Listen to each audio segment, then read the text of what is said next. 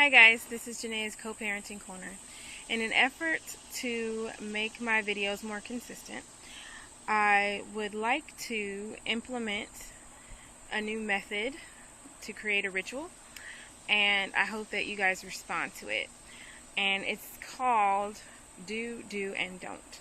So what I would like to do is give you 2 do's and 1 don't as it pertains to co-parenting.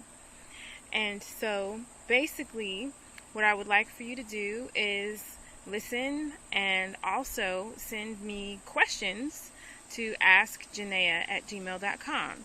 And I'll post the video, do, and don't. 2 things to do, 1 thing not to do. So here goes my first do, and don't video. So first of all, I would like to go over the first 2 bullets. Do agree on boundaries and behavioral guidelines for raising your children so that there's consistency in their lives regardless of which parent they are with at any given time. Research shows that children in homes with a unified parenting approach have a greater well-being.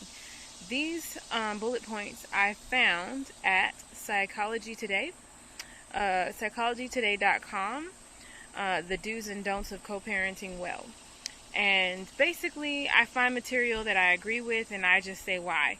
And so I agree with that particular do because I do it myself. And an example of that would be my children are not allowed to say shut up to each other. They're not allowed to do that. And so I didn't really have that rule at first. I didn't really come to mind too much, but one day I heard my kids say shut up and to the other one, and then they were like, you know, Dad doesn't like that. And he goes, well, we're at Mom's house now. And when I heard that, I said, So I immediately went in there and enforced the rule. I said, if you're not allowed to say it at your dad's house, you're not allowed to say it at Mom's house either. And so when I did that, that reinforced common boundaries and guidelines between my home and between his. And what we'll do is, if one of them has been misbehaving and we have them on punishment, but we want the punishment to last longer, but now it's the other parent's time, we'll just pass that information along. He'll tell me, look, I've got so-and-so on punishment because of this reason, and can you please do this? And I'll say no problem, and I'll carry out the punishment. And vice versa, he's also extended that courtesy to me. So agreeing on boundaries and behavioral guidelines are very important because your children will try to play the 2 of you against each other. They will try to press the boundaries when it comes to going to the other parent's house and trying to pretend like nothing has happened negative. And that's how they'll get away with misbehaving. So just try very hard to reinforce the rules of the other parent. Always be on one accord when it comes to the behavioral guidelines that you have set for your children for their moral development. The second do, create an extended family plan. This is not something that's usually talked about in co-parenting, but negotiate and agree on the role extended family members will play and the access they will be granted while your child is in each other's charge. The extended family being grandparents, aunts and uncles, cousins, great aunts, whoever. These are typically casualties of war that don't get acknowledged. These are typically people who hold a very important place in the child's heart, and I feel like it's a tragedy when the relationship of the child with a grandparent, or the child with an uncle, or the child with a family friend, or whoever gets ignored and passed over when the relationship breaks up, and now because you're mad at your co-parent, you just want to ignore his family and their urge to see the child. It's not good to the child, and it's not good for you because, example, my ex-husband's parents are very supportive of me, and I utilize that. I acknowledge them, and I will call them when I need help. Like if one of the kids are sick and I've missed a lot of work already, I'll call and say, hey, do you mind picking up so-and-so? He has a stomach ache. And I won't do it too often, but I'll do it every once in a while, enough to give them some time with the kids. So, or I'll just call at least once every couple of months and say, when would be a good time for us to come over for dinner? The kids would like to see you guys. Just whatever. Maintain your children's relationships with those extended family members of the opposite parent, because it's not fair. They love your child too, and you want to give your child the best chance, and their best chance is to maintain as many family ties as possible, because it truly does take a village to raise a child. You can't do it all on your own. The two of you can't do it all on your own, and your child deserves an extensive family network of people who love them and can teach them from many different personality perspectives. And now your one don't.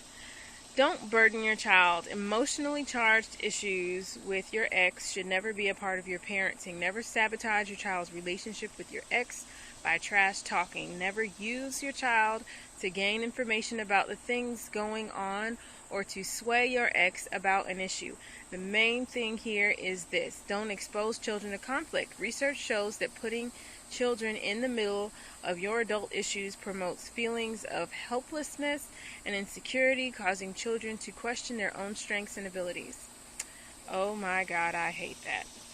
I practiced family mediation for a little over a year, and I will say that I have always mentioned this to parents. Do not slander the other parent. Do not slander. Let me tell you something. Every person gains half of their individual internal identity from one of their parents. Two halves make a whole. That means I am half of my father and I am half of my mother.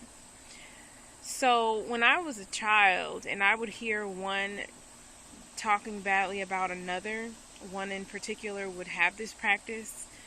I won't say who, but it would make me feel bad about myself. Because if I am half of a coward, if I am half of an asshole, if you say that my other parent is this, that, or the other, what does that make me? What do you think about me if you can slander my other parent in such a way? Someone who I love and care about. That is so disrespectful to me as an individual, as your child. So who am I to sit there and talk about my son's father, the very male existence with whom he draws his identity from? Who am I to slander my daughter's father, the man who gives her the validation that she needs in order not to leave the house and seek acknowledgement elsewhere? Who the hell am I? Do not do this. And I will tell you why it backfires. It backfires not only because you tear down half of your child's identity, but also because they then don't know who to be loyal to. They'll do one of a few things. Children will either hate you for it and build up an internal resentment towards you that will manifest itself in various different ways. It'll either come out outright, or they'll bury it and then it'll come out in misbehavior. It'll come out in other ways. If you have an introverted child, that child will begin to tear down their own personal identity because of how much slander they hear concerning their other parent. Or they will just outright hate you and out of protection of that other parent. Either way, it will hurt the integrity of your relationship with your child, whereas you're thinking that you're pointing out all the reasons why your child shouldn't care or love that other parent, and all they're thinking is how mean you are. It's not good for the mental health of the child. They are developing. Their brains are not fully developed. They are like sponges. Physically their brains don't finish developing until they're around, age 21, 24, I think, age 24. So don't set them up for a world of hurt. It's just rude as hell. And when you trash talk and when you succumb to such childish behavior, you also contribute to the child's sense of insecurity.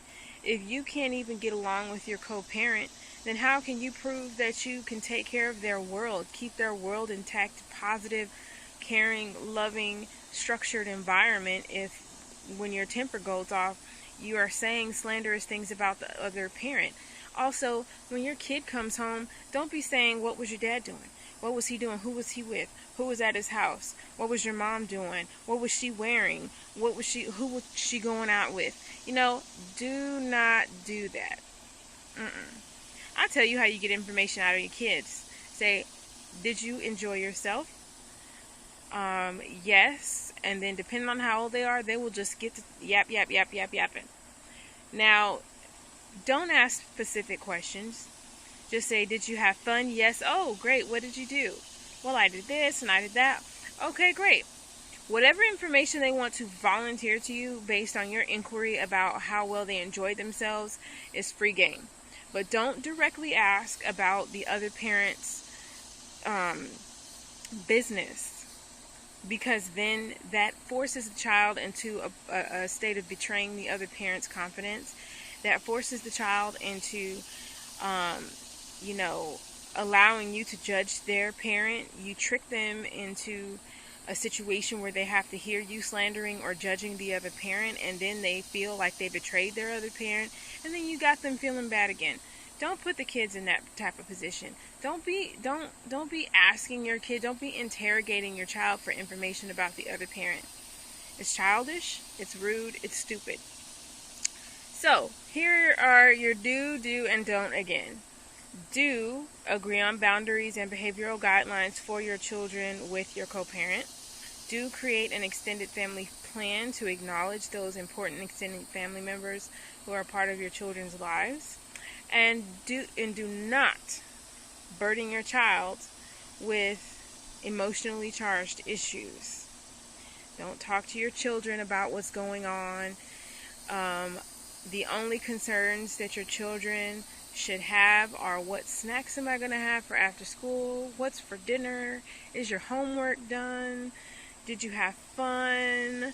What do you want to do this weekend? That's all they need to be worried about. That's it. Because you know what? Childhood is meant for learning how to be healthy, learning how to be good people, and learning in school. That's all their childhood should be about. Love them. Don't burden them. Those are your 2 do's and your 1 don't. Your do, and don't. Give me some feedback at the bottom of here. Tell me if you liked it. Tell me what you didn't like about it. And I so appreciate you watching. And send me your questions to askjanaea@gmail.com so that I can create a video based on your question, a do, and don't. So I love you. Peace.